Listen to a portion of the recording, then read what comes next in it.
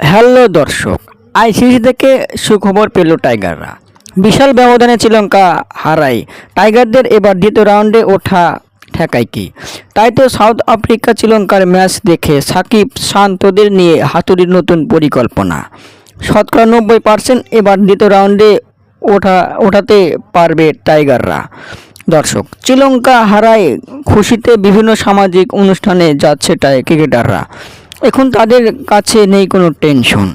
৮ তারিখ হবে বাঘ সিংহের জমজমাট লড়াই। শ্রীলঙ্কার বিপক্ষে যদি টাইগাররা জিতে যায় তাহলে সবার আগে এবার প্রথম রাউন্ডেই বিশ্বকাপ থেকে বিদায় নেবে লঙ্কান ক্রিকেটাররা। ওইদিকে আফ্রিকার সাথে বড় ব্যবধানে হারলেও টাইগারদের বিপক্ষে ম্যাচ জিতে ঘুরে দাঁড়াতে চায় লঙ্কান ক্রিকেটাররা।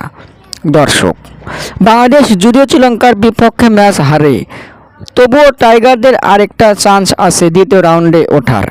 এদিকে টাইগারদের পারফরম্যান্সে হিমশিম খাচ্ছে দেশের ক্রিকেট ভক্তরা। দর্শক, টাইগাররা কি এবার দ্বিতীয় রাউন্ডে উঠতে পারবে, নাকি শ্রীলঙ্কার কাছে হেরে লজ্জার ও স্কোর উপহার দেবে আপনাদের কাছে? দর্শক, আপনাদের মতামত কি কমেন্টের মাধ্যমে জানিয়ে দিন।